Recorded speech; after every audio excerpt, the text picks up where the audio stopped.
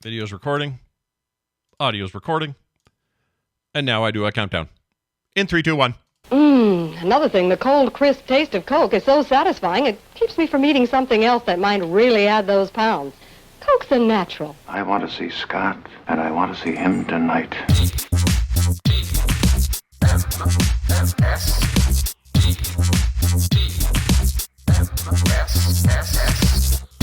The morning stream.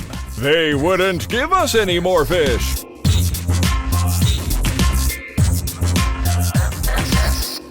Good morning, everybody, and welcome to TMS. It's the morning stream for Wednesday, November 8th, 2023. I'm Scott Johnson with Brian Ibbett. Hi. Hello. Did you go vote yesterday? Did you vote?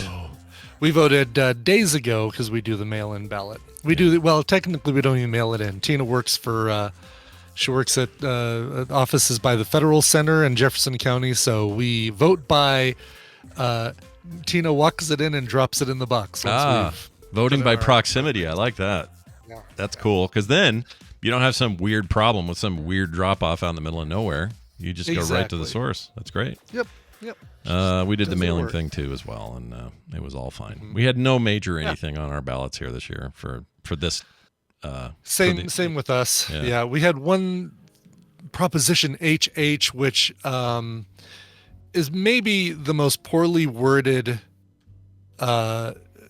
I think everybody was kind of confused by what it does and what it doesn't do to some degree, because it basically, you're going to get less, your home value or taxes on your property is going to be lower. You're not going to get a TABOR refund. You might not get a income tax refund, a state tax refund. Is like, really? Wait a minute. I don't think all these things are true. Some of these things have to be wrong. And sure. And it lost, and pretty much everybody is saying, it lost because so many people didn't understand what it was. Oh, interesting. Oh, we did have, I forgot to mention this. We had a guy, so we had a Democratic mayor in Salt Lake City years ago that everyone loved. His name was Rocky Shit. Not Rocky Dennis. That would be weird. I can't think of his name. Anyway, Rocky something. And he was very popular. And then he left and retired. And then we've had other people since. Mm-hmm. He's coming back. He's running again. And I didn't hear. Really? Yeah, I don't know if that was yesterday or not. I got to look into it. Huh. But we may be getting Rocky Anderson. That's it. Yeah. We getting old Rocky Anderson back, I think, because people really like that Rocky. guy. Hey, Rocky, watch me pull a rabbit out of my hat. Anyway, so there you go. Do your civic duty, everyone, if you haven't already. I guess it's too late. It's already done. We've already done it. We're done. Yeah. If you live in other countries or you have delayed absentee voting, do that as well. We'll happily do your civic duty for you, too, if you're out of state or out of the country. That's right. We do have listeners doing some duty for us. One of them did a little duty on the whole buoy versus buoy thing. Did a little duty on the whole. Excellent. Duty on the whole.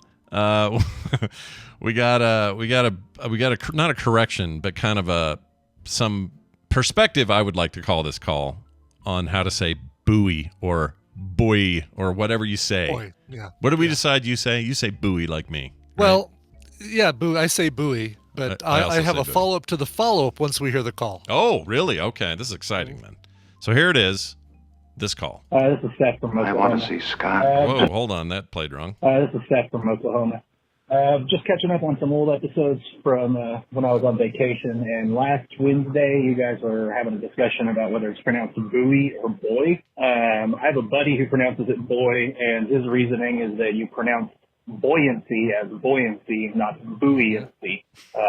So just thought I'd bring that up, maybe give a little credit to the weirdos that pronounce it that way. All right, thanks. All right. Bye. So obviously, maybe no that's judgment. how he pronounces buoyancy, but that's not how I pronounce buoyancy. Buoyancy. So my dad is both English, born in the County Kent in England, but also a sailor, and frequently has to avoid or during races has to go around buoys or buoys. Mm-hmm. And so this morning I texted him. We were talking about something else, and I said, by the way, how do you pronounce B-U-O-Y? And he's like, I pronounce it like boy. I'm like, okay.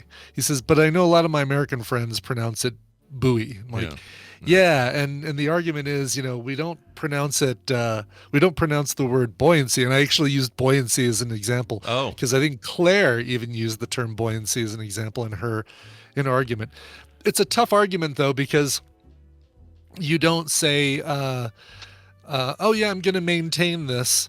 That's going to be my maintenance." Maintenance, exactly. There's Right. a good you one. Don't, yeah, you don't. You. There are other root words. There are root words that change their pronunciation when you extend them out to something else. So buoy and buoyancy, I feel like. I think I'll take either one. I know what people are Yeah, talking about. I think this is one of those things that in English it's aluminium versus aluminum. It is. It just depends on what part of the country you're from. You say it one way or the And other. if I'm in a boat and someone says, "Watch out, there's a buoy," or someone says, "Watch out, there's a buoy," or even if they say, "Watch out, there's a Ho Ho Eee," whatever, Right. I'll know what they mean. Yeah, although you know fun. what? That's actually a good example. If somebody says, "Oh, watch out, there's a boy in the water." Oh, I'm shit. I'm gonna get a life preserver ready. Like, oh no. I didn't think of that. Yeah, that's actually kind of Yeah. a problem. Yeah. I feel like maybe this is what wins the argument. You may say it that way, but you have to agree it's better if you pronounce it buoy and separate it from a boy, right? Yes. Like, separate the buoy from the boy. I agree. yeah, just go around that boy in the water. What? Yeah. There's a boy in the water? Oh no, we should save the boy. No, a boy. What? Big floaty plastic thing. Oh, Exactly. yeah, that's F. Buoy overboard. No, that's all right. Buoys are supposed to be overboard. Yeah, don't worry about the buoys. It's the boys we're worried about.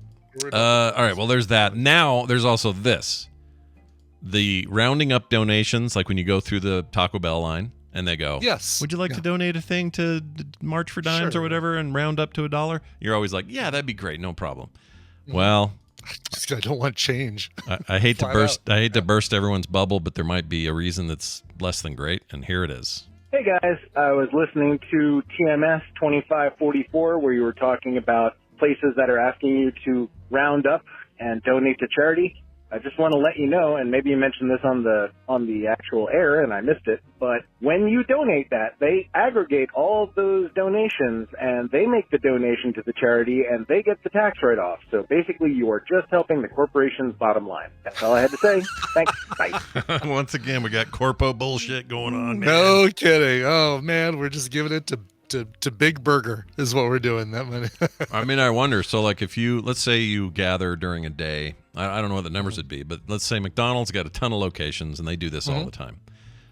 I'm guessing their roundup donation thing probably nets maybe millions a week.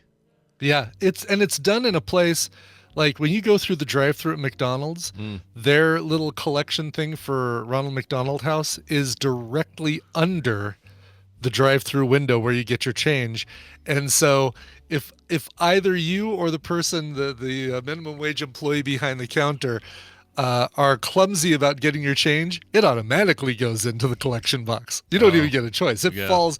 There's no falling on the ground outside the outside your car. It's going right into the Ronald McDonald House. Yeah. They basically made a catcher. They made a little catcher. They made a little catcher, a charity catcher. Yeah. Yeah. All right. If they do it, that's fine. Whatever. Yeah. I'm not that worked up about it, but I do understand. And if it gets into the millions, maybe billions worldwide over a period of time, then that is a massive tax write-off. I never once on my short form 1040 subsection C wrote out, donated 18 cents to round up from my combo meal at Wendy's.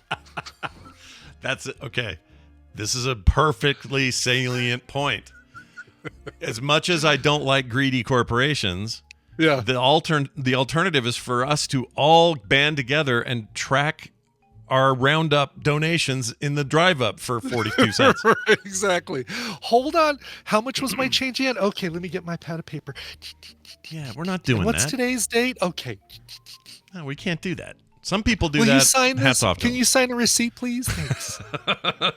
I need to take a photo to ensure that I have proof that we made this transaction today. Like, there's a lot of That's a giant pain. Nobody's going through that. Nobody tracks that. Nobody's doing that. Really, we're paying them for the privilege of not having to track that charity and to keep change on us. Like, I've had, like, change in my pocket doesn't last more than a day. Basically, at the end of the day, I have a jar on my counter that I just put the change into. Yeah. And then when that thing fills up, I take it to the bank. They turn into real money. Yeah. So to speak. Yep. Really, the real money is the ones and zeros, by the way, that I use to spend everything else. I don't ask him for paper cash or anything like that. Sure. But yeah, I mean, I certainly don't want to have to like figure out in my car, oh, what am I going to do with this quarter, nickel, and 3 pennies? What am I going to do with this? And if if the charities in question are getting big lump sums of money, I'm happy with that. Seems like if you told like me, a win. Yeah, if you told me that Taco Bell was skimming 40% off of it or something, I'd be pissed. Right. Like then I'm mad. But in this case, this is like government poo-poo. It's just dumb. And I'm not going to track it. So, but thank you for that. Exactly. Yeah, for sure. Now go back into your bunker and put your tinfoil hat on. Just kidding. I don't think this person's a conspiracy theorist. I think he's right. I think this is totally true, and they do have a big write-off from this. It's good to be aware of it, for sure. It's good to know that this is happening. This is, what they're the benefit that they're getting, plus the benefit that the charity's getting. And you know what? Ronald McDonald House, I can't at all blow that charity off. I drove a mother and daughter, picked them up at Meow Wolf in Denver, and then took them back to the Ronald McDonald House. She was undergoing cancer treatments, the daughter was, and the Ronald McDonald House was giving her mom and dad a place to stay while they were in town, helping her get through her cancer treatments, because they all lived out of town. She out of state. They sent her here to St. Jude for cancer treatments, and Ronald McDonald House provided a place for her parents to stay during all this. So you know what? Yeah, I'll go buy a Big Mac today and put all my change in the damn box. I might not even eat that Big Mac, but I'll give you the change. Right? Can I put the Big Mac in the box too? Can I donate that to to Ronald McDonald House? Yeah. Do you get a tax rebate for that hunk of meat I just threw in there? Yeah. Anyway, thank you for that. We appreciate it. Hey, how's your cat? I heard she can growl now or something. She growls. Yeah. She, we see these weird things, these weird behaviors, this little kitten, Salem, Massachusetts. We call her a little kitten, but the vet still insists that she's 2 years old, but she's just tiny. She's absolutely had to be the runt of the litter, and she still does kitteny things. But we were watching a show last night and night before last where one of the characters plays a theremin. It'll be my recommend till next week, not today, but a week from today. Nice. And we hear this low guttural growl coming from her when the theremin's going off. Didn't think much more of it than that. And then this morning, for whatever reason, Tina's getting ready. I'm out of the shower. She's going into the bathroom to take her shower, and I start whistling the Star Trek theme, and the cat is like looking all around. She cannot figure out where the noise is coming from, and she is growling up a storm when I whistle. So it is that noise that just freaks her out, makes her feel like there's danger, and she doesn't know where that danger is coming from. So it's not just the theremin sound; it's that pitch. It's the high pitch, and maybe it bothers her ears. Maybe it connects her to something that happened while she was living on the streets before we got her, because she was apparently a little bit of a stray for a while. Yeah. But so I decided, all right, well, I'm going to get kind of right in her face and whistle so that she sees that it's me making the noise, and maybe she won't feel like it's that dangerous a thing. Yeah. And what happened? And her pupils got super big, like cats do when they like when they're high. Yeah. But also when they're like trying to figure out what's going on, a little bit scared. And then I started whistling, doing the this sort of thing where you breathe in to whistle, and she's like curious about it. And then I needed to expel air, and so I started whistling out, and that kind of ticked her off because I was blowing in her face. Oh, yeah, they don't like that. No, yeah. They're not fans. So, they make one of their 300 expressions that we learned about the other day. Exactly. One of those expressions is, blow in my face one more time, I'm going to eat you in your sleep. Yeah, no doubt. Or take your breath, or whatever Cat's Eye taught us. Exactly. Right. That's right. Stand on your chest and suck your breath away. So, I'm going to admit that this is a weakness for me. when an animal has a little quirk like that. You exploit it, don't you, Scott? I kind of do. Yeah. It's never anything cruel or mean, like painful. Of course, yes. But if, like, I know that if I stare Ripley down, she will get really defensive, especially if Carter's in the room. Right. And she'll turn into like a guard dog. And I like it partly because partly I like it because it's like, hey, look what she would do if you were in danger. She'd actually would, square off with somebody. But sometimes I just do it where I'll just get my eyes real wide and look at her across the room, and she'll go, boo, and start freaking out. Really? Yeah. Oh, that's funny. And then I get in trouble because Carter doesn't want me doing that. So I don't do it that often, but I'll do that once in a while. The other dog with Rainer, hers is any kind of sound of a siren. And so sometimes I'll just go, woo, from across the room. And she'll suddenly just go, boo. That's so funny. You can trigger them like that. Yeah. Oh, my God. I don't know. I know this isn't just me, and I do feel bad sometimes, but it's hard for me. I don't know what it is. I like to see a dog do a weird thing. I can't help it. It makes me, it made me a terrible person. I don't know, but I like it. No, we used to do that with Ruby. She, our chocolate lab. She, if we gasped and looked at the TV, she would immediately like, what's up there?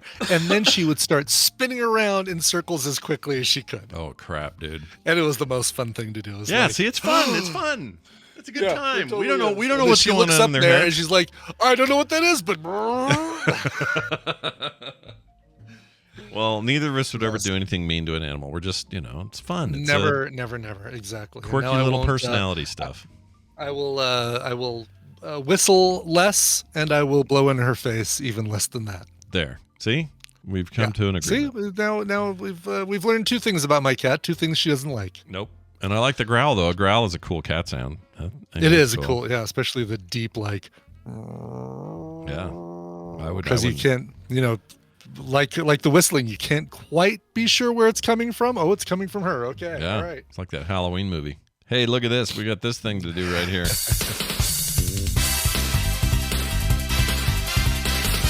Well. It's our old friend Brian Dunaway joining us on a Wednesday. Hi, Brian. Oh, hi, Scott and Brian. Hi. Hello. What are you doing? You're on a nice mic today. Are you home today, or where are you at today? I am home today. Oh. Yes. Wasn't feeling well this morning, so took a day. Yeah. You got to do that sometimes. I'm just trying to breathe. A little self-care. That never hurt nobody. Mental health day. Absolutely. Yeah. That's what my sick days are for. That's right. I looked at the calendar and I didn't see anything on it. And I was like, well, if I'm going to recover, today should be the day to recover. So that's what I did. Took some medicine, slept in late. Yeah. And here I am now just trying to breathe. But don't tell Scott that. If he finds that out, he'll do something mean to me like he does to his other animals, his other pets. Yeah. He's just going to stare at you through Zoom or through Discord or whatever. I'm just trying to breathe, Scott. That's funny you say that because we had a cat a long time ago that I almost named Brian. And we were going to name it Brian. Idea. Really? It's a great plan. It's before I knew. Then you've been like, Rod! I knew you, but it's before I knew Ibbot. I'm really glad I don't have a cat now named Brian. It'd be weird. Too many Brians. That'd be too many Brians. Yeah. There are too many Brians in your life already, and to add another one, oh my gosh, seems like a bad idea. It's insane. Oh my God. All right, let's get into it. We're gonna play a game today. We got a little Tadpool Feud going on, and we've got a couple of people ringing through. Let's see who we've got. You know what? The third person is what I said I would take, and guess what? The person who was asking earlier how this worked, they are literally the third person. Nice. So we're going to talk to Mr. Postman today. Hi, Mr. Postman. How are you? Hey guys, how are you? How is my audio? You sound great. You sound great. Yep. Awesome. No issues. Are you one of our actual postmen? I am. Yeah, I am a postman. I called into you guys with a horrible quality call about the Amazon flyers last week. Oh, right, that's the Amazon right. magazine. Okay. Yeah, that was you. But you're also Cliff Clavin's postman, right? I am not. Oh, no. different you're guy. not. Okay, That it's is another not one of me. our. So we Yeah. have 2 postmen. We have at least 2. I think we've got like At maybe least 2. 3 or We've 4. probably got a lot of postmen. Okay. Yeah. Letter carriers everywhere, man. What would we do without you? Sleet, nor snow, nor dead of night.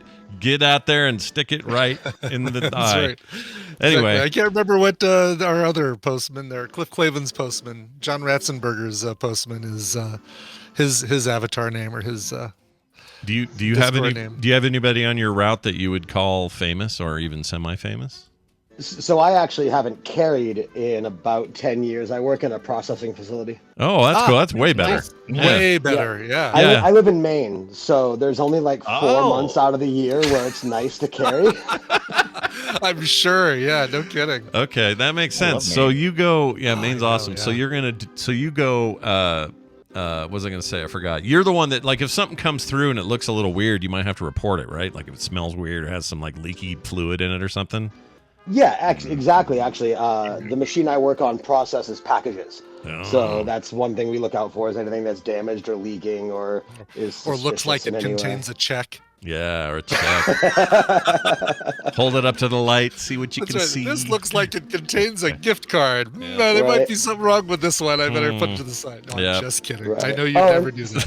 Scott, to answer your question, because you had a follow-up question when I made that call, the way that we make the money off that is when Amazon ships out their flyers the rest of the year, part of that agreement, they still pay the postage on that. Oh, That's not part of the contract. Okay. So gotcha. they're required to pay postage for a certain volume. okay. And you agree with this whole Uline catalog problem too, right? You hate that Oh, stuff. you know what's funny is so the machine I work on, half the day we do bundled magazines and then the other half we do packages. Yeah. And I was actually putting U-lines through when I was listening to that episode.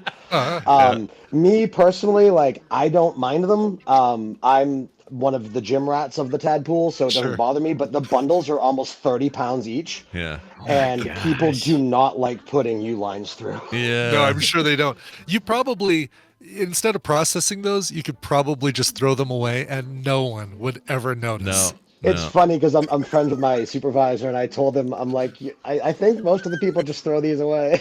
Yeah. Yeah. I know we do. That's a good bet. Yep. I know, Go I straight to need I need to recycling. hit up Uline, just say, stop sending me the catalogs. Maybe move to, like, I don't know, a digital method of marketing. Yeah. Just as a Email me. thought. Yeah. Email me and I'll put you in the junk folder. Nostalgia. Yeah. You know, I've got about- Nostalgia. Nostalgia. Yeah. Sure. I've got about 25 years till I can retire, so if they keep it paper marketing for now, I'm good with that. All right. There you Sweet. go. Sure, sure. Well, plus it gives you a chance to get a little workout while you're there at the there at the Right? office. Yeah. It's like when those things come through, it's like a medicine ball for like 20 minutes. It's great. That's right. Exactly. Well, let's play a game. Let's see how your gym rat lifestyle fits into this weird game we play on Wednesdays. Brian, you'll Sure. explain these rules to us and what he might win and all that stuff. Take it away. Absolutely. Well, it's time to play the Tadpool Feud. I've surveyed the Tadpool on some nerdy topics, and Scott and Brian will have to predict. I'm doing this because Mr. Postman asked me to do this for his voicemail.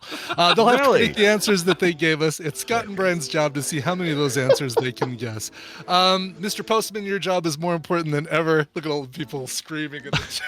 I know, I've made the Tadpool angry. I love that I impersonation. can't believe you would do it. Stop doing it. It's so good. Your job, like my job, is more important than ever because you're going to be working with either Scott or Brian. And if your team wins, you get a prize package that includes Due Process, courtesy of Wolverine66. We talked about this game earlier. It looks like a very cool procedurally generated Team Fortress 2.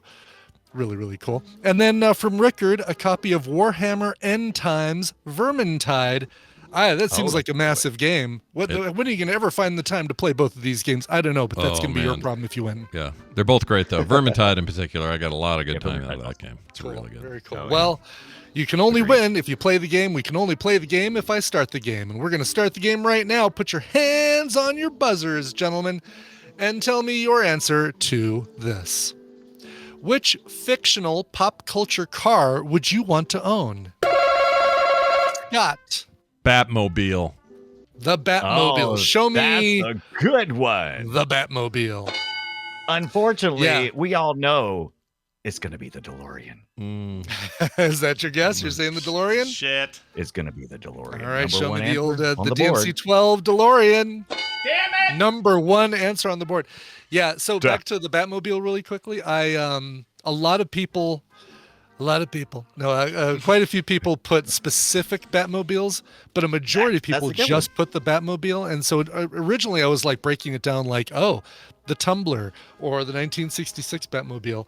But when I got to the long range of people who just put Batmobile, I'm like, well, I guess I really can't break it down now because I don't know which Batmobile these people were referring to. So there was, one of the Batmobiles was going to get a short shrift if I tried to break it down. Let me tell you something about my weird brain. When you asked the question, my brain said DeLorean. My mouth said Batmobile. Oh, really? For real. I don't understand it. I'm going to have that checked because that's a weird thing to do. My mouth is saying, Brian, that gives you control of the board, and you get Mr. Postman as a Mr. cohort. Postman. That's right. How you feeling about cars? Is that what you do? You go to the gym and ride in cool movie cars? Is that what you do? I'm not a big car guy, but I do like cars in movies and media. So a lot of my favorite media has like iconic cars that go with it. So awesome. I got one. Just I wanted to use it as soon as possible, just so we can stick it to Scott for not thinking of it. But you can tell me what you think too. But I'm just thinking that Ford Falcon in the Mad Max. That's pretty cool. Oh shit! I love that car. Are you kidding me? I want that car I'm gonna now. leave it up to you though. I'm gonna let you. Do we want to take the chance of it not being up there to stick it to Scott, or do we want to, go for something more obvious? So I don't know that I want to say my first guess just because we're gonna have to go with one of them, and that gives Scott a hint. Yeah. Right. Okay. So maybe we go with that one and roll the dice, and then if that doesn't work, we'll try the next one on the way back. I mean, even if we don't get it this time, at least we stuck it to Scott. So at that's least what you're we're going taking with. it away from him, right? That's good. We're All taking it from Scott. At least we're taking that away from Scott. Just what I want. So mean. It's so mean. I can't believe you do that. All right. Is this so you're going with the Mad Max Mobile? Yes, the Mad Max Mobile. Show me the Mad Max Mobile. Yeah, only two people, and Totally one worth person it. said the Mad Max Interceptor, the other person said the Ford XP Interceptor. Falcon GT351. That's where you started. I think at. the Interceptor's Interceptor, cool too. the Interceptor's But pretty rad. nobody said the truck. I think the truck was a much better vehicle for him because that's how he ran over most of the people he needed to run over. The war rig. Yeah, I agree. The war rig, exactly. All right. Well, that throws it back over here. Let's see what I can Throws it back to pull off Scott, here. yeah. Fictional vehicles. See, this is tricky because they Fictional don't. pop culture car that you want to own. Because it. Okay. Well, then let's do the. I mean, a DeLorean exists in real life, so it's Yeah. Same with the Falcon and all that. It's fictionally. It's fictional. Fictionally owned or owned by fictional characters. Maybe that's a better way. Yeah, that's a better way of putting it. I think this one fits though. I'll say the Ecto 1. Sure. sure. One. There you go. That Hearst ambulance thing that's in the Ghostbusters. Yeah. Yeah. All right. Show me Ecto 1. Good Yeah. answer. Number 8. Good points. Big that was points. good points too. Yeah, That was good points. That puts me ahead, is what it does. Puts I you guess I ahead. got greedy. I apologize. Greedy Postman, I got bastard. Greedy. I just Greedy I greedy should've bastard. thought of something Your better. mom warned me. Let's see here. The General Lee maybe is on here. Oh, that's a good one. Are we still? Yeah. Let's do it. Are we still? Yeah, sure. I know where you were going with that. Let's I don't know what this General Lee is. All right, show me the General Lee. Oh, come on! The General Lee, Falling out of favor. generally was found at number 16 on the list. All right. That's generally. All right. That's right. So right. you said- My own guess says, wasn't the General Lee canceled? I think it was, right? Because of the. It was canceled. That's why I was like, yeah. I mean, you were saying that. That's what you were saying. people okay. still like Yeah, it though. yeah. It's still a cool Yes, car. of course. Oh, people still love it. People love that thing. Yeah. What's not to like about a nice, what an orange Charger, right? What's not to like about that? Yeah, Just no come one no one doesn't like an orange Charger. The only thing you don't like about it is it's got the flag of a losing faction on the roof. But it's on the top of the car. You'll never even see it. No, you never, because it's not like those guys jump up really high and slide through the windows with just their bodies or anything. It's Right, fine. yeah. Listen, Dennis they Hopper's going might to see be. it because he's flying over the city in a helicopter looking for that bus. Damn so, straight. Oh my gosh, deep cut. Deep cut, everybody. deep cut. All right, Brian and Mr. Postman, what you got?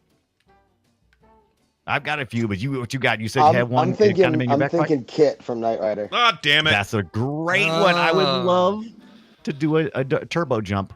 Let's turbo jump right over Scott. Yeah. Get back into first place. All right, sounds good. All right, show me the American car with a British accent. The Pontiac Trans Am known as Kit. Number 2. Yes. Number 2, 1982 Pontiac Trans Am. I bet nobody said car though, did they? I bet Was it? nobody said CARR. What's that? Oh, geez. Was that The enemy of Kit. There was a car, and then there was a truck too. What was the truck Gladiator. called? Was it Gladiator? No, something like that. Something like that. Yeah, it was a big dumb name. Hold on a second. So, was that a Firebird or just a regular? It didn't have the logo on the hood, did it? I don't think it did. No, Kit. No. Just That's a good one though. Just the red dot going back and forth like a Cylon. I didn't give you a freebie. People are too old Yeah, for the you one you're did. thinking of. People are too old for that. Try it though. No, Go they're ahead. not. No, people love Smokey and the Bandit. Or too young They is love what I the meant. Smokey and the Bandits. All right, put it out there then. What do you think? Scott's already invoked it. I was Right, greedy last time. I'll back off. I'll back off. You know, I love that movie. It's one of my favorite movies as far as Smoking the Bandit's concerned. But I don't think it's an iconic make and model of a car, but it wasn't. There's nothing special about it compared to all the other vehicles so far. You know what I mean? Right. I got you. It's definitely a good one. We can go with it. I have 2 in mind. So what do you think? We got Back to the Future, Kit, Batmobile, Ecto 1. These are a lot of 80s folks. And man, I think everybody growing up wanted to have that A-Team van. I'm just saying. Oh shit, that was on my list, you bastard. Yeah, that wasn't one of my 2, but I like it. Yeah, do that. Okay. Is that the one you're going with? The van from the A-Team? I hope I was wrong. All right. If you put a spoiler on it, it'll go faster. That's right, exactly. Show me the A-Team van. Oh, son of a who are you people? What? Number 15, right above the General Lee, basically. Wow, dude. People. By the way, Brian, so you invoked it. I have to play it. Here it is. No. That guy. So weird. Excellent. All right. Oh, that's a commercial. If I keep coming up with bad answers, I'm going to have to send the postman something for myself out of my own collection. Jeebus. Right. Yeah, no kidding. Yeah. Can I ask a technical question of the host ask here? away. Yes. Are there sometimes you say cars or vehicles? Yes. Is No, they're vehicle not. the Sometimes operative term, bicycles. or is car where 4 rubber tires on the ground, off we go? Like, is it limited to that, or? It is a car in the sense that the owner drives it like a car. I can't wait to see the exception that it has to explain. Exactly. Because even the DeLorean technically flew for a minute. Right, sure, exactly. But we don't need roads. But Doc Brown still drives it like a car. Yeah, good point. Right. Oh, that does give me hintitudes. Then I'm going to say, here's what I'm going to say then. Hintitudes. Hey, I like that term. I'm going to say Star Wars Speeder. Oh, I love Star Wars. Speeders of various kinds. Land speeders, not the little bikes, not speeder bike speeders, but the the dirt. What's that thing called? I used to have one. It was brown. It had little wheels in the bottom of it. Yeah, land speeder. Land speeder? Yeah, that's it. Yeah, it's called a land speeder. That's totally it. All right. Let's try that. It's a crappy one, not the nice family one that stays in the garage with 3PO. Yeah. Show me a land speeder. Oh, come on. Amazingly enough, nobody said that. I really like the thought though. That does help narrow things down, though. I probably did you guys a favor there. Maybe. Wow. So let's see what One you do. more bad guess from each of you, and this game is over. So you better get some points on the board, Brian and Mr. Postman. Do we want to outwardly brainstorm now that we've only got 1 strike left? I think we should. You can if you want. So- I was thinking when ahead. Ibbett said something about not necessarily 4 wheels, there is a 007 Bond car that goes. I'm trying to remember what car exactly it was called, but it was the one that went underwater. I can think help it you. was in The Spy Who Loved Me or something. I think that's I the right wonder one. if a Bond, because there's been several cool ones. I wonder if that's one of those things that Brian would have put into one. Yeah, one big category. Ooh, that's a good question. Yeah, like the Bond car. The Bond car's a good one. Yeah. I like it. Right. Well, I then was what was you I thinking? was thinking the Mystery Machine, and I was thinking the flying car from Harry Potter. Oh man. Oh, the flying car from Harry Potter. God, I want that. I've never thought about that, but I do kind of want that. Mm. But I think I want the magic. I think just any car that would fly. I think that would be good Right, enough. right. Sure. How about the Jetsons' little car? He puts in a briefcase. What about that one? That one's pretty good. I'm thinking about the Jetsons. Flintstones though. I don't remember what it's called. The Jetsons. That just shows Right. who you are, dude. You're a fan of old animation, and there's just no getting around it, and it's fine. Yeah. It's totally How fine. about what I really wanted to do was the Dern. I can't. Is it? Why am I blanking on this one? We've seen it a million times. It's Gone in 60 Seconds. The Mustang. What's he called? the Eleanor. Mustang? Eleanor. Eleanor. Jesus, why couldn't I think of that? It's like What do one you of my think about favorite movies. that? Yeah. What do you think about Yeah, Eleanor's a good one too. Well, they've had a lot of time to really think this over, Brian. We've got a lot of options. Mhm. Do we roll a d6 and pick one? I think we just roll a d6. You got one? Let me see. I added that to my watch yesterday. Is it on here? I have a D20. I added it to my watch. Where's it at here? Let's see. Do I Oh have my it? gosh, I just rolled a 20. Not kidding. Wow. Yeah. Nice. Just Did you? Advantage on your totally next random. Wow. And a New then a damage. 19. There you What's go. going on here? Oh, and then a 3. I Okay. think Anybody got a the d6 Bond. on them? I think the Wait, Bond car Bond? or Eleanor are the Right. safe ones. I All my have a D&D D6, stuff but is it in the doesn't other have ones. any printing on any of the sides. Here, I'll do Like it it is for a you. completely blank. Wait. I've got Okay, I one. got it. A 4-sided die, 6-sided. Okay, got a 6-sided dice. I'm gonna watch here. Roll. We got a 3, but we didn't assign it to. Well, Never really okay, assigned which thing to each of them. Right. Let's go with Bond. I think Bond's a big one. Yeah, Bond. Yes, do the Bond car. All right. I'll take the blame for this one if it's wrong. Show That's right, there we me go. Bond. James Bond. Bond. Oh, very nice. Yeah, Yes. James Bond's Aston Martin, but Aston I Martin. did lump all of the other James Bond vehicles: the Lotus Esprit, the submarine vehicle, all that stuff. into That's the one. one it was. Yeah, Lotus, Esprit. right? Yeah. I remember for a hot Lotus, minute, yeah. everybody our age wanted a Lotus after that movie. We were just like, Yes, "Yeah, dude. Yeah. Even- They don't all turn into submarines. Just so I you know. know. I feel like they would have to explain that every time someone I went to a wonder- dealership. I was gonna say, I wonder how many people took their Lotus Esprit and drove it into a lake just to see if it turned Yeah, into a. Yeah. turned So into I've a- got one, Brian, we haven't mentioned that I know is really Give me it. popular Give me in like the social media community, but I don't know how popular it would be in the Tadpool, and that's Lightning McQueen. Oh, Lightning McQueen. Yeah, that's a good one too. There's a whole thing where people will redo their cars to look like McQueen. Yeah. So, Oh. but Hey, if you want to just pull it, throwing we'll more pull it. options into the mix, replacing Right. options as we use them.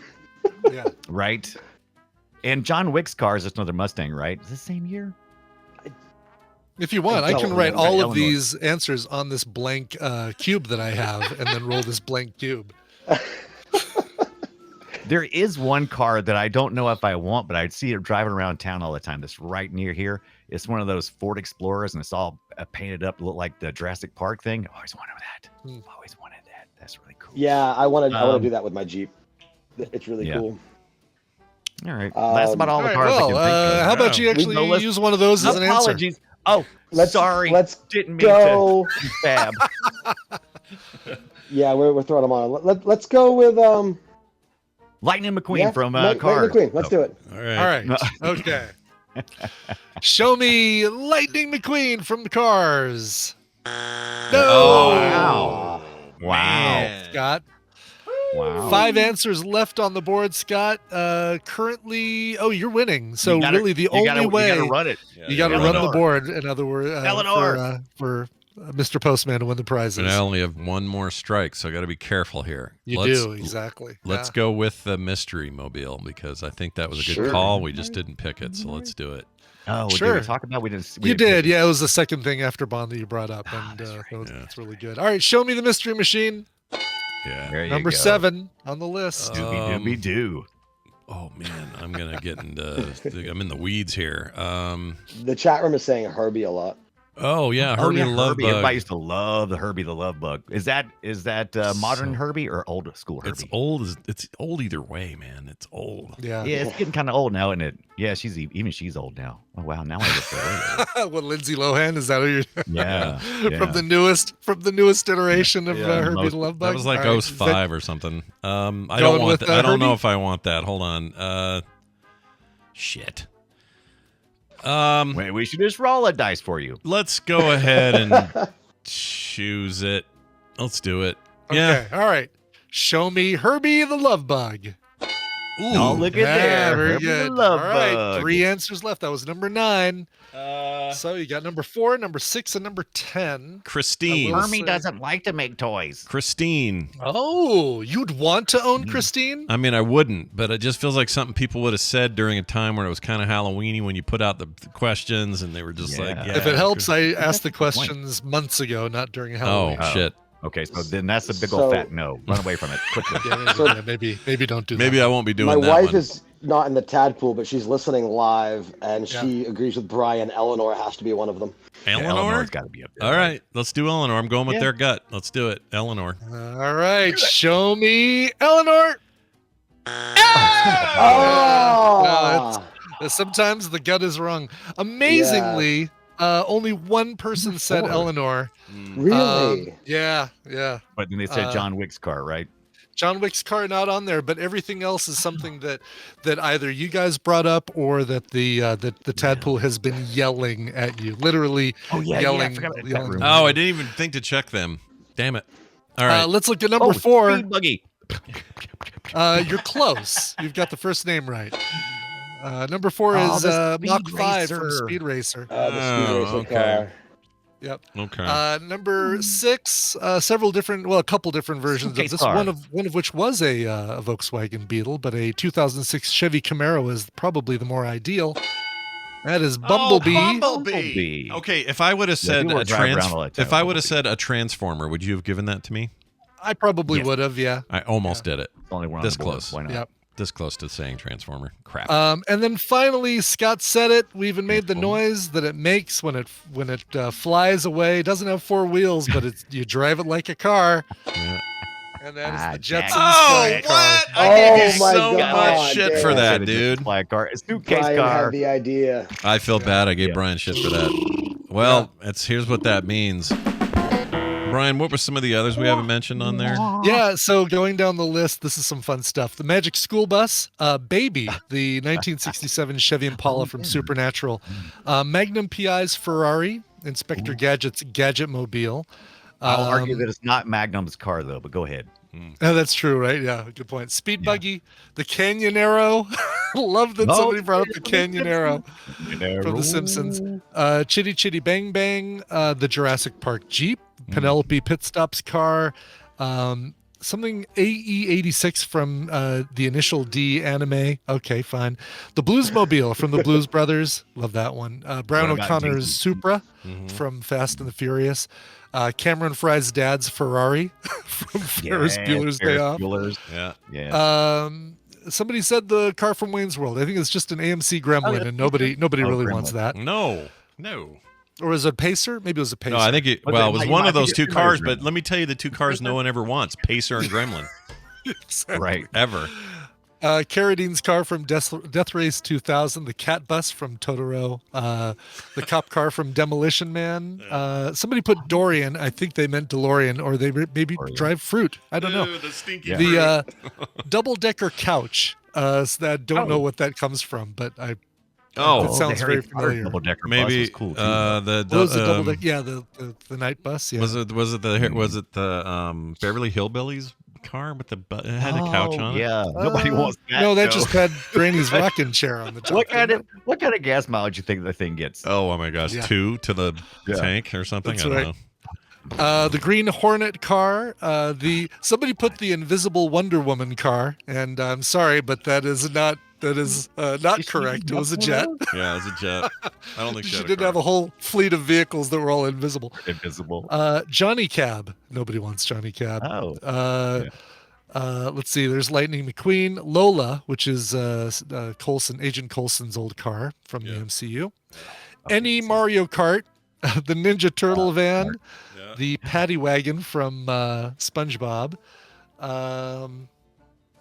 Let's see here. Spice Girls Tour Bus. I swear that wasn't me. That is great. The 1955 Chevy from American Graffiti. Here's somebody deep cut. The 1970 Dodge Challenger from Vanishing Point. Okay, good for you. Whoa. But any Himikuta from the Phantasm series, I love that car. Nope. The Lamborghini Countach from the opening of Cannonball Run. Again, you guys maybe think a little too specific on some of these. The Tactical RV from Stripes, only if it comes with Sean Young. Okay. The Weasley's Flying Car, somebody did say that one. The Oh, Trans Am somebody from did say Smokey it. and the Bandit did make it on there. And finally, the Viper from the TV show Viper. Yeah. Vanishing Point, for the record, came out in 71. I'd never heard of it before. There's no one in it that I know.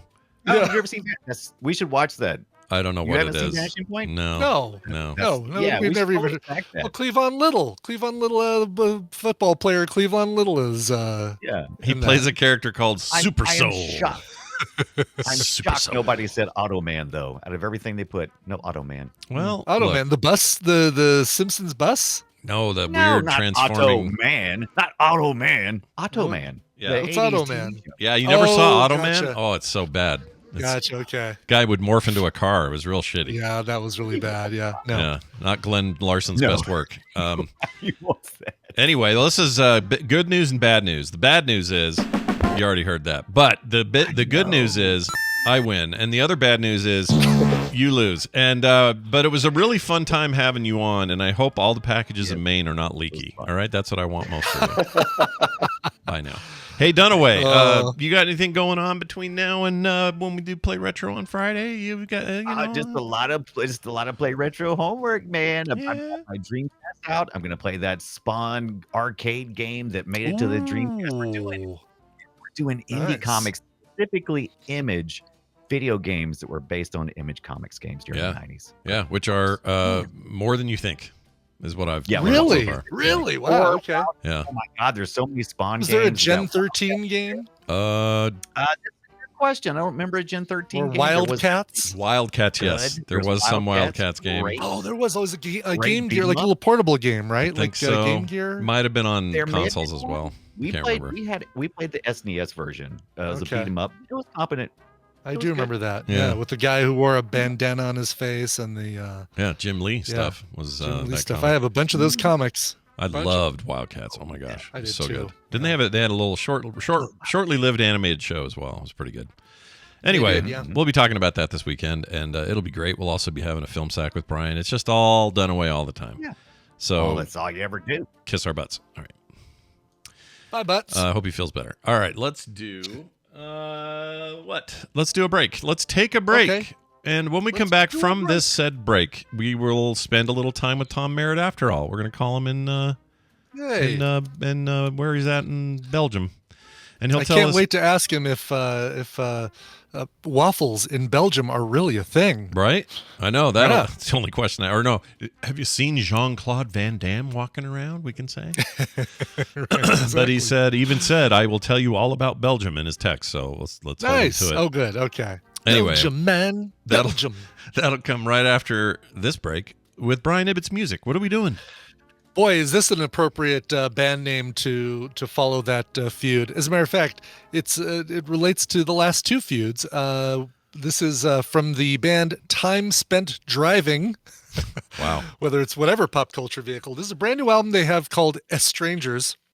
Not just strangers, but Estrangers. Yeah. It begins with an E. Sure. It just came out this last Friday. This is their first full-length album since 2015, but these guys are pioneers of the late 90s, early 2000s emo scene. So you've probably heard of them, and if you haven't, you're in for a real treat. This is the song frequently mispronounced as it was last week's feud, Intents and Purposes, not Intensive Purposes. For all intents and purposes, this is the song just Intents and Purposes. Here's Time Spent Driving right now on TMS.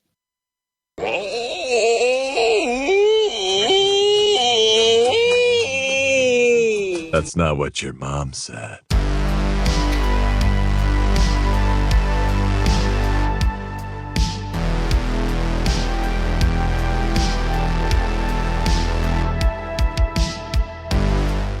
We have returned, everyone. Tell me again who that was.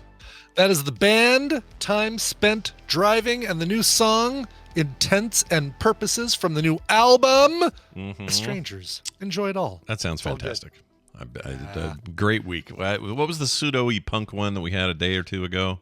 Let's see. It was Monday? the Sextones, the other side, Yeah, or that the was- Jelly Bricks, Mondays Never. Probably Mondays Never. Maybe Mondays Never. That was fantastic. Yeah. So good. Yeah. Been in the mood for that lately. That sound, Yes. Yeah. It's been Good stuff. spinning up some playlists and whatnot. Hello. Oh my gosh! Look who it is. Oh wait, I got to play this for you. Where are you? Please, let's be civil. Tom, play us a quick solo to show everyone how hard you've been practicing. Okay, you can't do that because you're in freaking Belgium. How could you do that from there? But you are in Belgium. What are you doing in Belgium? It's a Belgian solo is what it is. Yeah. So I was invited to come out and speak to a conference by someone who is a listener to Daily Tech News Show who likes what we do and wanted me to share what we do with the folks here. So yeah, it was very nice of them to invite me, and it was great. I had 3 presentations. Oh my gosh, busy boy. Have you? Now that you're done with that, are you going to do any kind of like sightseeing or that kind of stuff? No, I flew in and I got in Monday morning, did my presentation on Tuesday, did 2 today, and I'm flying out tomorrow morning. Oh man. Wow. Is it your first time in Belgium?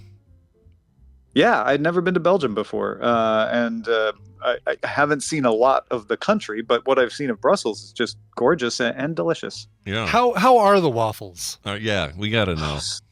So good. If you look at my Instagram, you will think that I just ate a pile of chocolate, but I promise you, there was a waffle under there, and it was great. Stuff? Yeah, oh wow. Yeah. Okay, I have to go over there and check that out in a second. But this is maybe a dumb question, and maybe it makes me I don't know, naive, or I just don't know what's going on.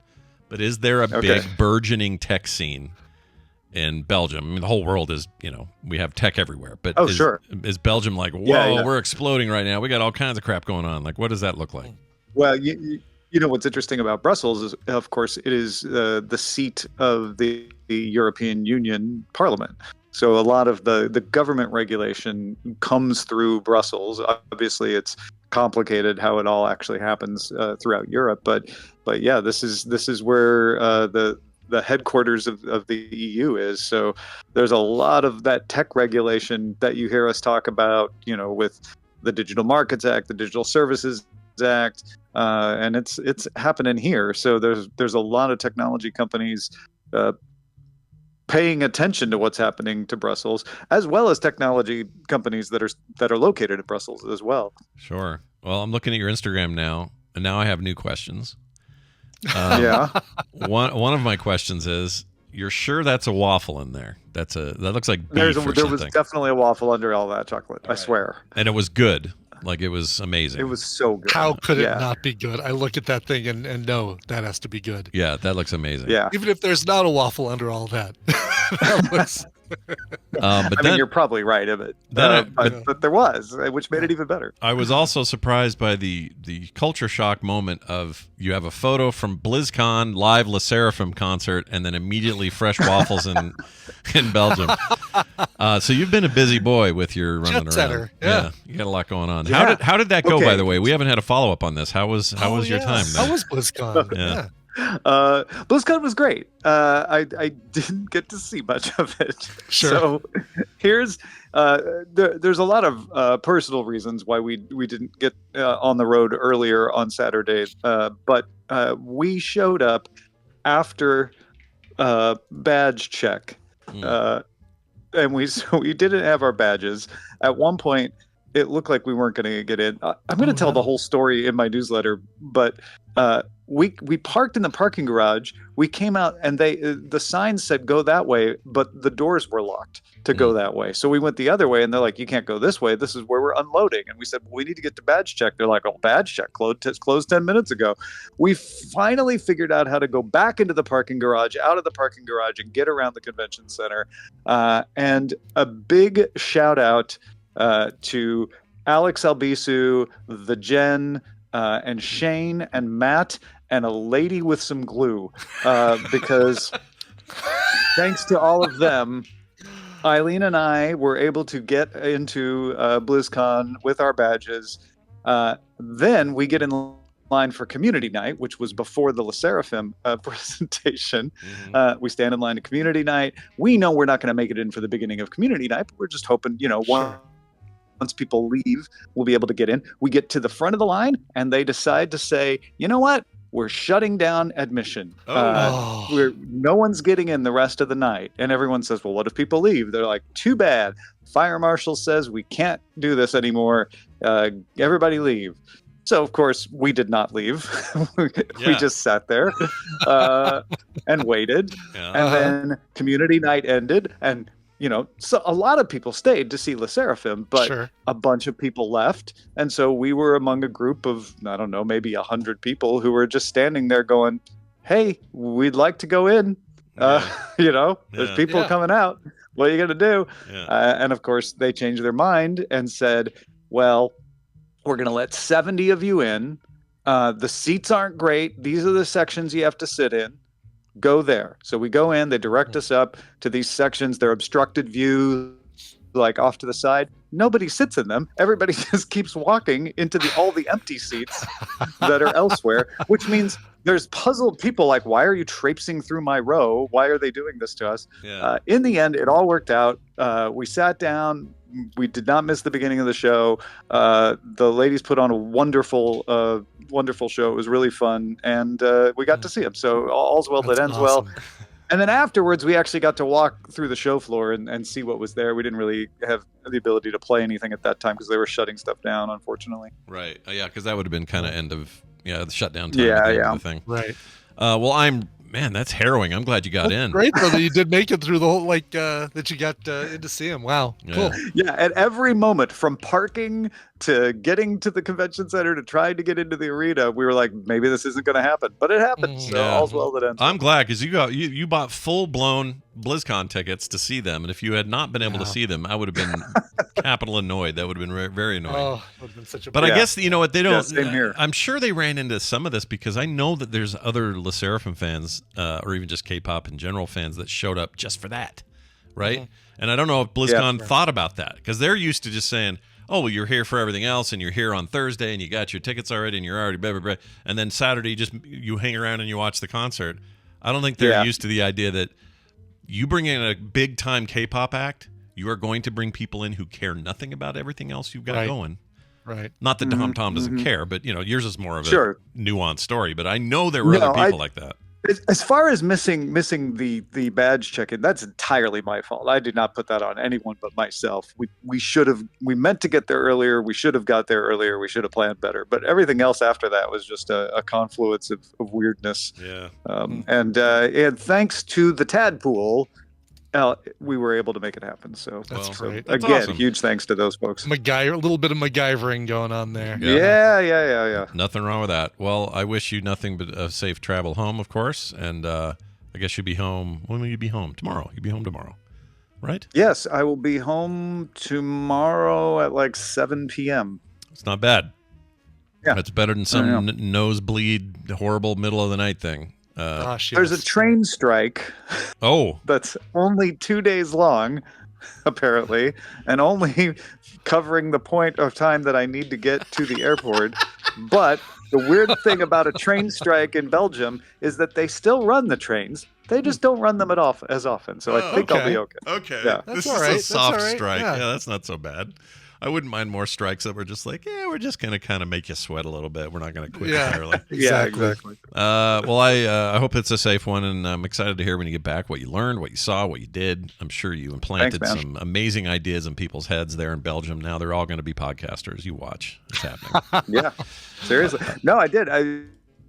All kidding aside, I had some great conversations with some folks at big publishers here, just chatting about how our little operation works and trading ideas, and there's all kinds of really cool conversations. So I had a good time. Nice. Well, get your Jean-Claude Van Damme ass back in America. We need you here. We need you to save us. Tom Merritt, everybody, Ace Detect on all the places, and especially on Instagram. Go look at those pictures. We'll see you and be safe. Bye now. All right. Man, hearing about all the people that he listed off that were there, was like, oh my God, the Jen and Shane and Shoujo. Yeah. All right, Shane even Maddox if I over there don't go rotating to around. BlizzCon next year, I'm going to Anaheim. Who's this impression of right here that I'm doing? Oh, that's Shane. Yeah. That's Shane taking a selfie. Yeah, that's what he does. Yeah. I didn't know he was going either. I knew Jen was going, and I knew Alex was going to be there, but I had no idea Shane was going to be around. He's a stalwart of the Frog Pants community. Yeah, for sure. All right, let's move on down the road here and bring in one Randy Jordan. Yeah. You know him as Randy Deluxe in some circles. I do know him as that. Yeah. It's certainly gone by that before. Well, what do you recommend? Well, I'll tell you what I recommend. Sitting down, grabbing a chair. Well, do the chair first, then sit on it, and let's talk about stuff streaming on streaming services. Randy, welcome back to the show. Yeah, good morning, stream. How are you? Did you get a Good chance to morning. see Tom on Saturday when he was there? Didn't get to see Tom. So I was stationed in a very highly controlled area. Like it was very difficult to get to me, and people did. Like Shoujo and her husband got to me a couple times, and all kinds of other people I got to see. But you had to go wait. Basically, wait to see me, and you didn't. It was hard to see me. Like you couldn't see from outside where I was. You know, Right. You just basically had to wait for something else, and in the off chance that you were in the right line, you would see Randy. Yeah. Exactly. Yeah. Exactly. Yes. And so, like the first day, I was surrounded in a shoulder-to-shoulder crowd. It was hard to believe how crowded it was. Yeah. And so the second day, security is like, well, we're not going to let all these people in there. It made it worse. Yeah, I bet it did. It was worse. Like people would be texting me from 100 feet away saying, I can't get into your area. Like, I can't help you. It sucks. I literally So can't move. Yeah. I did not get to see Tom and Eileen. We texted each other quite a bit during his kerfuffle. And we decided while he was waiting to get in to see Le Seraphim, we decided that we're going to get together the Saturday after Thanksgiving, and we're going to have a little Friendsgiving with them. So That's lovely. Yeah, you guys are close enough. You could do that here Was and there. there was there a little elven magical amusement park area up in the second level like there has been before? I can't remember what that thing's called. I know it comes around every year in the game, and you go and you spend your tickets. And so Darkmoon Fair. Darkmoon Fair is where that's where I was. I was in the middle of the Darkmoon Fair. I figure you, it's where I've seen you work that before, so I figured, you were in the magical elven amusement park. That's right. Yeah, and people were just so happy. Like it's really sad when they can't get into a place they want to be, and they're also really happy at the same time. Yeah, that's always a bummer. That's a weird conflict. Let me ask you this though: did you? What was I going to say? I was going to say, I've heard from I don't know, maybe 6-7 people. All of them got COVID. Are you safe? Are you good? Are you all right? I am healthy enough. I am not testing positive for COVID. I've been testing. Good. Because a few people, like Taryn Gregory up there at Blizzard, never had it, avoided it for 3.5 years, almost 4 years. Bam, got it at this con. I know. Believe me, I know. I was in a meeting with them on Monday. Oh, Lord. I was in a meeting with someone else on Monday who also got it, and it stank because we were planning things for Tuesday. But one thing I love about Blizzard right now is that we have this health office called the Moonwell at Blizzard, and so on your way in, you could just grab a COVID test and it's like take it before you even get to your desk. Oh, that's great. We don't have that here at Frog Pants. We don't have COVID tests here available for you. No, not just walk in and grab one kind of thing. No. I'll have to talk to management, see if I can get that done. See what you can arrange, yeah. Well, it's great having you back, and I'm glad you had a good weekend. Let's dive straight into these recommendals today. Brian, we're going to start with you. You got a clip? Oh. What do you want to do? Yes, I do have a clip, amazingly enough. This is a new comedy movie, and you're probably going to recognize some of the voices in here. Right. And that's all I'll say. Here we go. So, Maddie, tell us about yourself. Where are you from? Here, actually. Wow, a local. I'm jealous. You get to live in paradise all year long. I meant to ask this on the phone. But how old are you?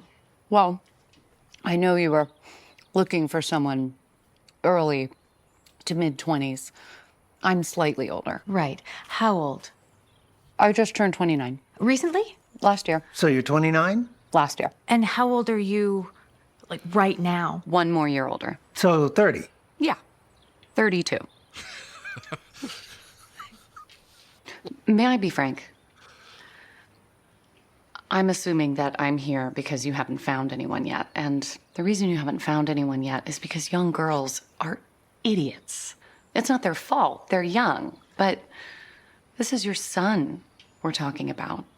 What you need is someone who looks like a peer, but has the maturity to be able to handle this with the tact and sensitivity the situation requires.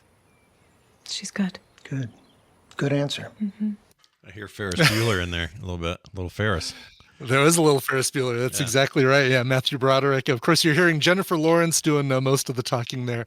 This is a brand new film called No Hard Feelings. I didn't realize that this actually got a theatrical release. The first time I heard about this thing was when it got suggested to me on Netflix. Apparently, this was in theaters over the summer. I had no idea. This tells the story of Maddie, who is hired by this boy's parents to help get her son out of his shell. He's a very much an introvert, very nervous and shy, and they feel like if they can find the right girl to kind of break him out of his shell, then he'll have a better time in college. He's about to head off to Princeton to go there, and this is a lot of fun. It's a really, really funny film. So it's written and directed by Gene Stupnitsky, or Stupnitsky. I should get that right. He did not Superbad, but that movie that Good Boys. Good Boys. Thank you. That was I think funnier to me than Superbad. Came out a couple years ago. Also, Bad Teacher. He worked with Stephen Merchant on Hello Ladies, which is I loved Hello Ladies. One of the most awkward comedies ever, but is really funny. Yeah. And co-created Jury Duty, a show that we've recommended right here, that Lee Eisenberg, who he usually works with, he co-created that Jury Duty. So, and we just talked about it on Film Sack, was it? The same, yeah. The other guy, because in another whole other context, but it's like, man, everything's coming up jury duty these days. These people totally is. For a while too, he was a writer and director and producer of The Office, the American Office, from 2005 to 2010. So that kind of gives you an idea of the comedy that you can expect from this. One thing that you might not be expecting is Jennifer Lawrence full frontal nudity. Oh, and oh my goodness. If that doesn't, I just heard a whole bunch of clicks as people added it to their list. A whole bunch of dudes in our audience just added No Hard Feelings to their well, and back in like June, it was the only thing anyone was asking her about. Like, oh, really? Yeah, there was like she was in all these interviews where they're quietly released to theaters.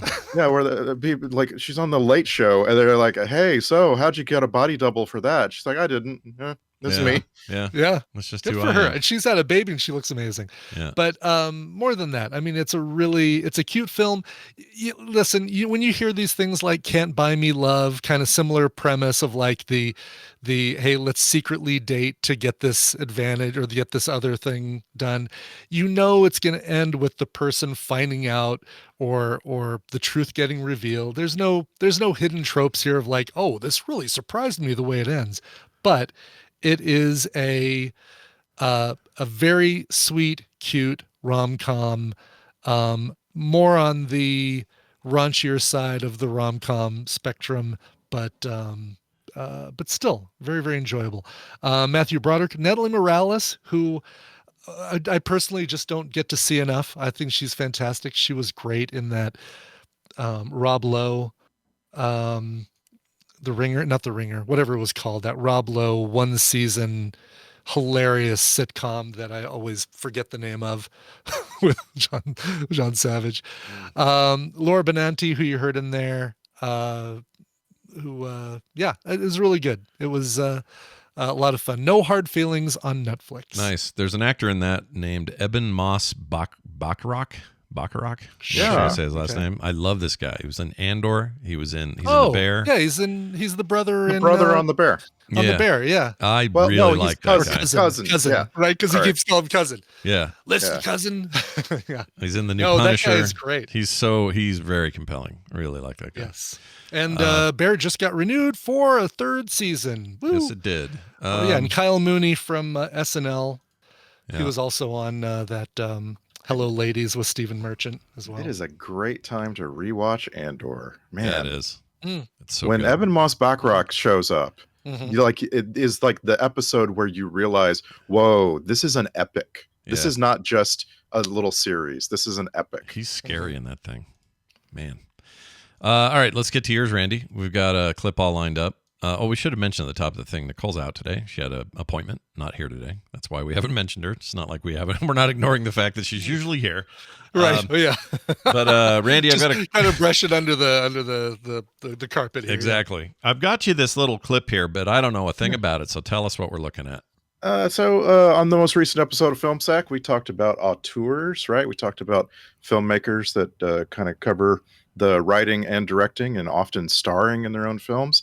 And it just happened on the same day we were recording that, a documentary about a pretty famous auteur filmmaker who you might not think of as an auteur filmmaker came out. And it's super moving. I was so moved by this. All right, here's your clip. Whatever he was acting was deep inside, so much deeper than what's on the page. He has a good way of writing dialogue that's both witty and rhythmic, but also seems a bit like improvisation to some degree. Sly has a unique gift in the words he writes. They're simple, they're true. There's an intent behind things he writes and says. Started really reading up on vets and their actual words, situations, traumas. And I thought, wow, if I could put a couple of beats from about 20 different guys' lives, jumble them up, because Rambo hasn't spoken in years, so he's not coming out fluid. It's just this rush, this purging.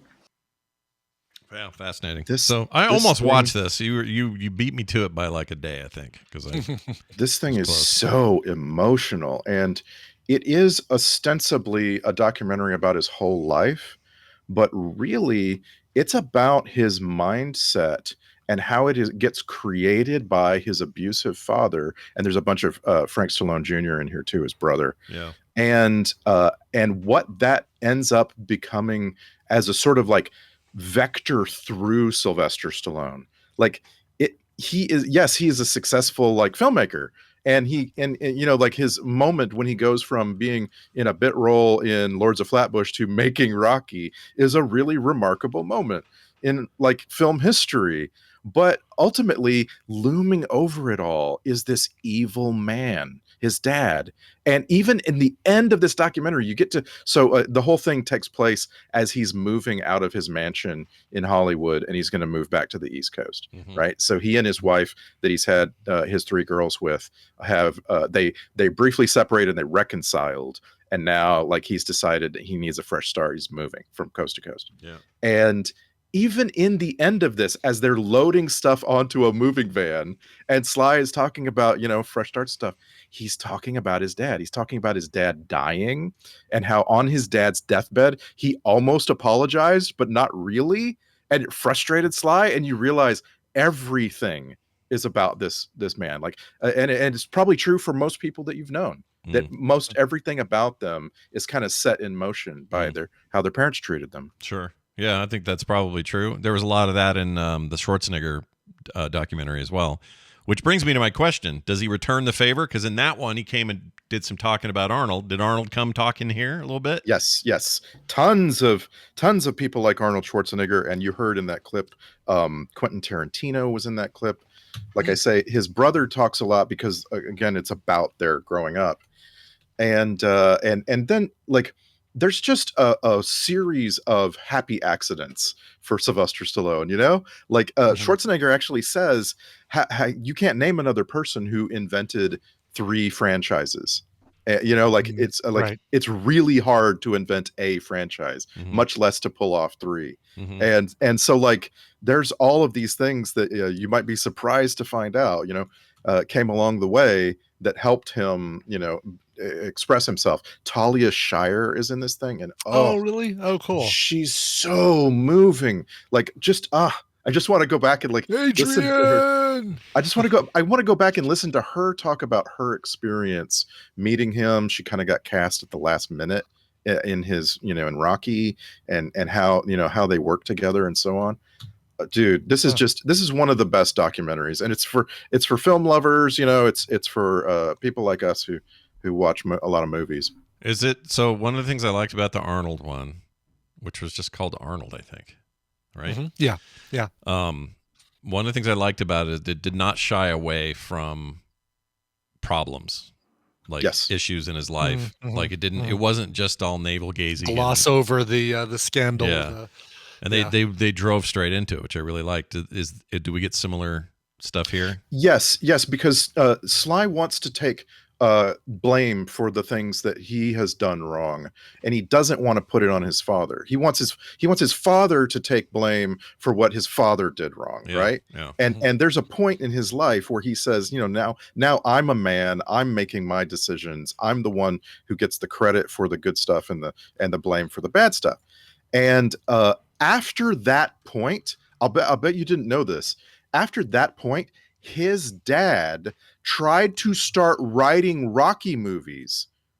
Like he was calling like the real Rocky movie. Yeah, it's a mind-blowing moment in his life where his dad, who is a villain in his life, comes at him with, "You need to make these movies that I'm writing." And he's just like, "What?" Yeah, that's effed up. That's effed up. Wow. I need to watch it. I think I'm going to watch it. Try to watch it this weekend. That seems awesome. It's really something. Plus, it's so much. It just represents so much of our young entertainment time. Him and Arnold and everything else that you would think of as action 80s. Like these guys are inseparable from that time. And so to see them older, talking about it all, kind of wound up and where they're at now, and family issues and all that, for whatever reason, I just find that super fascinating. So. Yeah, and Stallone has spent his entire life pouring all of his thoughts onto the page. Yeah, like he says over and over, like when I have a moment free, I write it down, and you get to see this thing. Like he has libraries, reams and reams of paper that he's written things on, and you get to see like scripts where there are pages that are entirely redacted except for one line, like where that ended up being in the movie. Did his handwriting font get larger the more bulky he got over the years? I think what the point of all of that is that he is a philosopher. And you might be surprised. Like you might not think of this big, ugly dude who can't speak. By the way, that speech impediment comes from circumstances of his birth. Really? Yeah, Okay. he had a traumatic birth, and it led to a nerve damage in his mouth area. Oh, jeez. I didn't know that. So when he does that yell thing, and his face kind of hugs one direction and not the other, that's from that.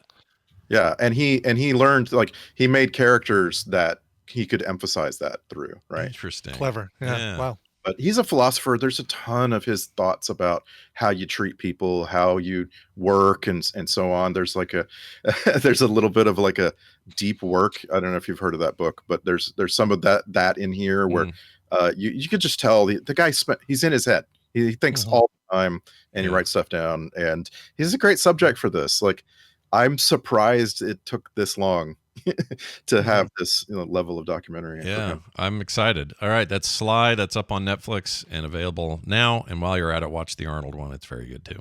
Their rivalry cracks me up. I love it.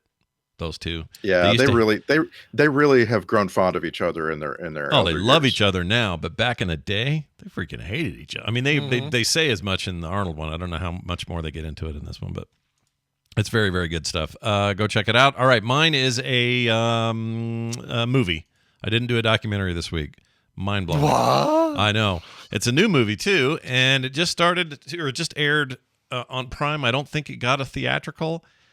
I hope it's up for awards because it is going to deserve them, in particular for two incredible, mind-blowing acting jobs. And I'll play you a clip and then we'll talk about it. He should be dead. He should be dead. Y'all know that song, I'm looking for a miracle? That's a miracle right here. That's why we asking for you to look in your hearts and your souls and award him that mere $75 million. You know why? They got it. They got it. They got the bank to do it.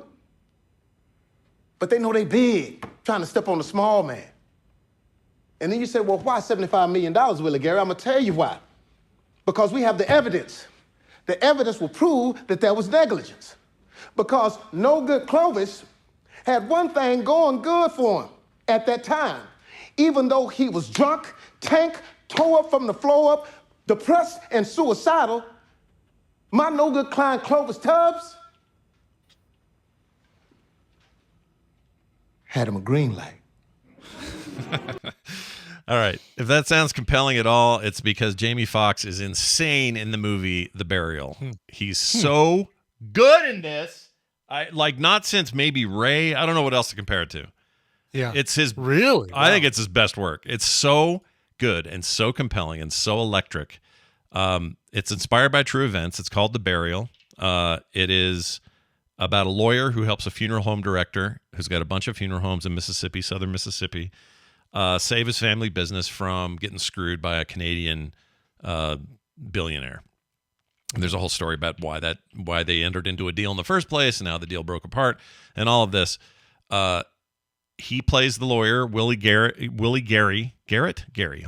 Gary, sorry. Willie Gary. Mm-hmm. Who's a real guy in real life and was known for this bombastic, almost gospel style to the way he would get up and do cases. And he was famous for hardly ever losing a case. In fact, I'm not sure. There's a significant one where he did lose it. He would either, there were maybe a couple of settlements. For the most part, he won every case he ever did. He's considered on some list of lawyers one of the most winningest lawyers of all time. And he just refused to lose. And there's a lot of information about why he's like that and how he's like that. But let's not forget the other amazing performance by Tommy Lee Jones, who plays the aging Jeremiah O'Keefe character. He's the one that runs these places and getting screwed. By the way, the guy that's screwing him is Bill Camp, plays a character named Ray Lowen. Bill Camp is so good at being a dick. He's so good at it. He is. He's so good at it. Yeah. Anyway, he's the jerk in this. This is all set in the I'm 80s. so glad to find out Tommy Lee Jones is the good guy. He's so good. Yeah. He's so subtle. This is a subtle performance. He's in his golden age years here. Obviously Tommy Lee Jones ain't getting any younger.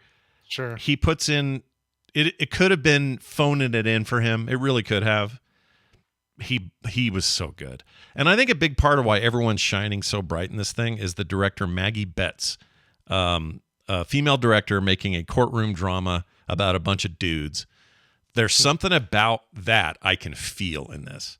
There's a touch to it that's hard to explain, but it just feels like she needed to be the one to do it. And I don't know why. She's a woman of color. That probably helps because there's a lot of racial stuff in this thing. She just seems to have a touch for it all. And here's the funny thing.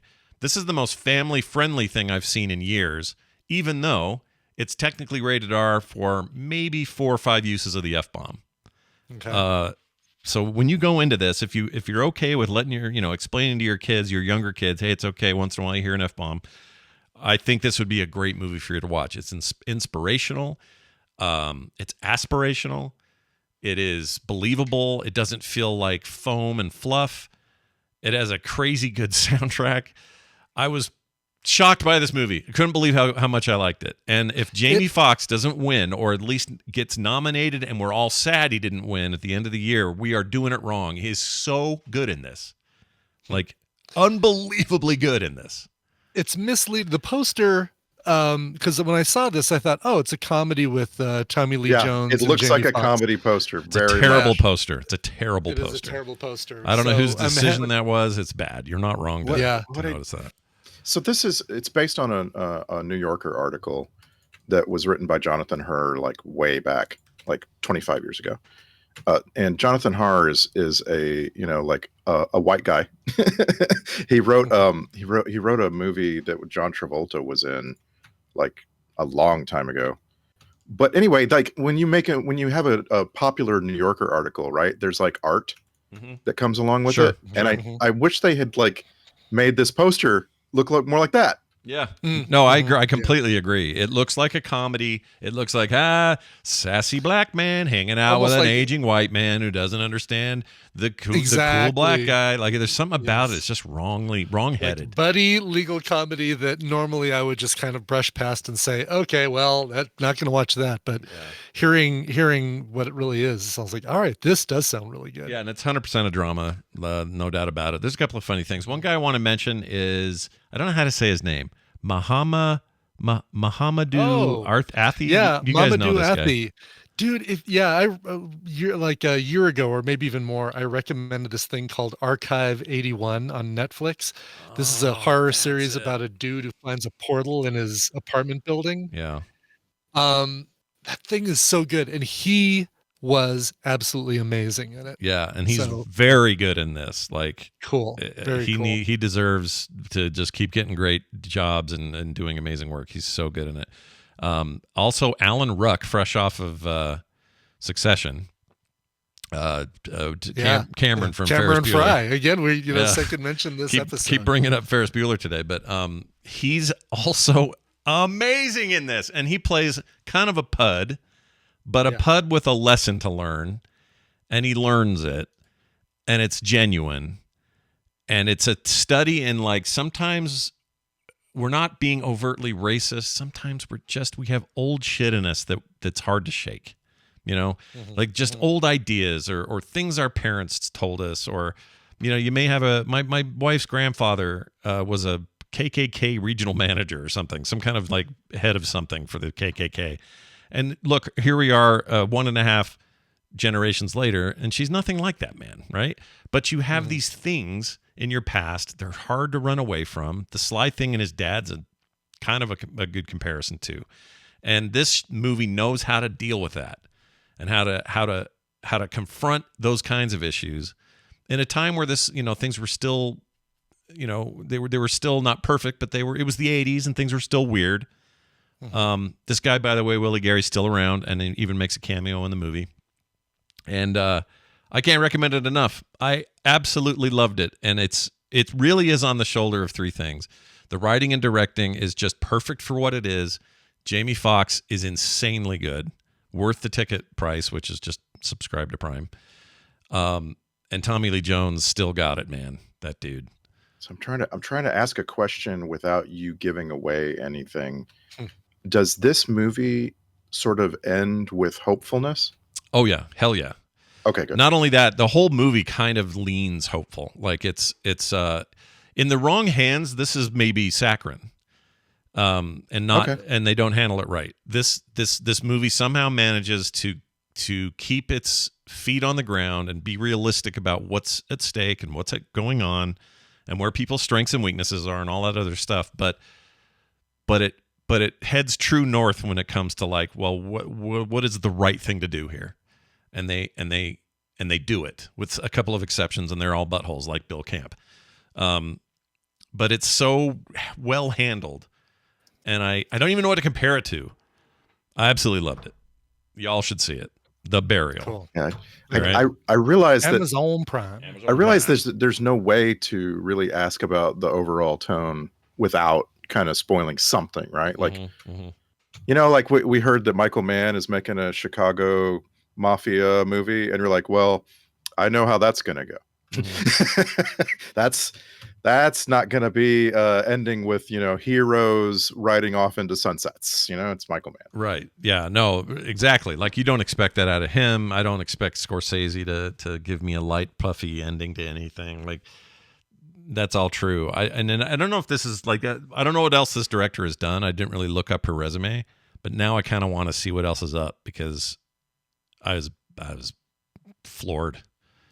And there are moments, by the way, that are funny and fun. Like, it's not a comedy by any stretch, but there are moments where you're reminded, oh yeah, freaking Jamie Foxx can do both real well. He can be funny naturally, and he can also do very good serious stuff. And his pacing's incredible. His energy's incredible. It's just impossible not to be swept up. He can do an amazing Donald Trump impersonation for some reason. Yeah, he's really good at it for whatever reason. But one of the reviews in here says Jamie Foxx is so enormously charismatic and commanding that it's impossible to ignore. That's how I feel.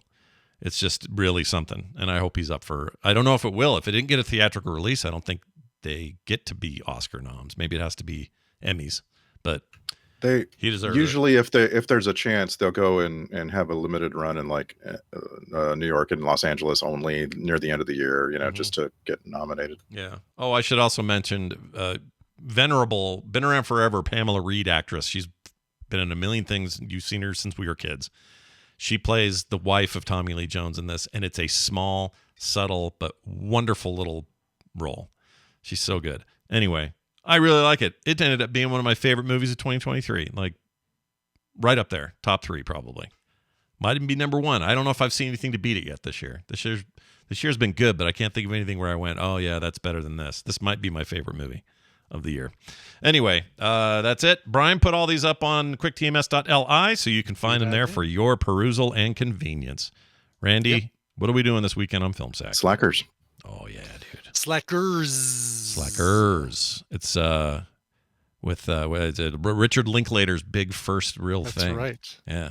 So I'm excited. Yeah. We'll see how it holds up. Jason Schwartzman, Jason Segel. All the Jasons. No, wait, we're not that one, right? The 2002. No, that's a different one. Who's Slacker. Slacker. Yeah, not Slacker. Slacker. We should watch both to be safe. Yeah. No, we really shouldn't. Just make sure we clarify. Slacker, non-plural, 1990 Linklater film. That's correct. Go watch that, everybody. We're watching it this weekend for Film Sack. Randy, have a fantastic week. Yeah. Yep. All right.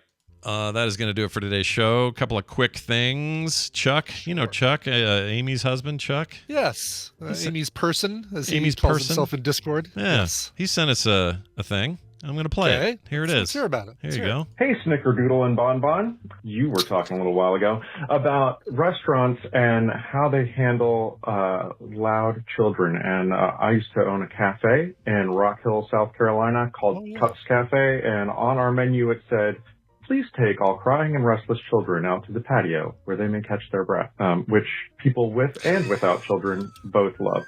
So I just wanted to share that with you guys because I thought you might find it humorous. This is Chuck, or Automaton, by the way, and I just wanted to let you know I admire your program nevertheless. Nice. That's cool. So no one ever gave you flack about, why do I have to take my crying child outside? Yeah, I think they liked it because... I don't know why Tina said that, but... I think they probably liked it because it was, I don't know, that thing at the end about so they can get Well, they can catch their breath. Exactly. Catch their breath yes. isn't just a nice thing to say. That actually does soften the blow, or not soften the blow, but provide a little wink, smiley wink to it. Yeah, words matter, I guess, is the lesson there. Thank you, Chuck, for that. Appreciate it. Very cool. Also, I'm not going to tell you about it too much, but I'm going to tell you that this Tadpool Santa, Secret Santa thing's up again or going again. Mm-hmm. Right now, the site's being a little weird, so I'm not going to give you the URL till tomorrow, maybe when it's tweaked. But be thinking about it. We do it every year. It's lots of fun. That's right. Everybody who gets involved Scott always and has I a good get time. involved, and so you might get something from one of us. Yeah. Always a plus. Yeah, we might get something from one of you. Well, we will. We better get this is the deal. Yeah. We better get something from one of you. That's the exchange. Anyway, Secret Santa underway. We'll get you more information and when the site is back up to its normal URL, which should be tomorrow. That's going to do it for us. Big thanks, everybody, for listening at home or live or wherever you are on audio. We don't care. We love it. We love having you here. We love having you check us out on YouTube, wherever you're finding us. Welcome and thanks. And big thanks to everybody who's supporting us on Patreon at patreon.com/TMS, the literal fuel that runs our engine. Brian, before we leave, we should probably play a song. Do you have one we can play? I think I do. Jim from Northern California wrote in and said, hey, benefits and salary. It's Jim from Northern California. Today, as he wrote this, it's November 1st, 2023. And after 38 years, 2 months and 30 days, or 458 months and 30 days, or 13,970 days, I will officially be retired at the age of 56. Wow. I joined the U.S. Army in August 1985 and been wearing one uniform or another since then. There have been long days, stressful days, but mostly good days, yet I'm ready to not set an alarm and not carry a work phone and not be on call all the time. More importantly, I'm looking for the next phase of my life that will include some traveling, hobbies, and relaxing, and maybe actually listening to the morning stream live once in a while. I've been on a Foo Fighters binge lately, but I'll leave it up to Mr. Coverville to find a song to kick my retirement off. Thanks to both of you for all the years of great content that made commutes and chores less boring. Jim from Northern California. Nice. Congrats on the retirement. That sounds great. That doesn't is it? super, super cool. Yeah. This is, let's get to a cover of Foo Fighters. I have a bunch of covers of the band, but I decided to go with a cover by the band and give you something that maybe you haven't heard, I'm hoping. This is something they recorded in 2008 for BBC Radio 1's Live Lounge. It's during like a little radio program, they come in, they do an interview, and then they do a cover. And it's really cool. I'd love a studio that supports something like that, and bands that would come in and do it.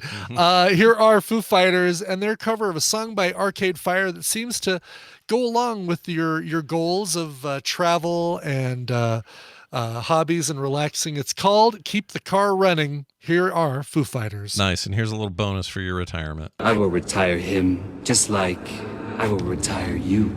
Oh, man. It's a little ominous. Nice Ominous. retiring one, though. Yeah. Yeah, I guess so. Anyway, here's that song. We'll see you guys tomorrow on a Thursday edition of the show.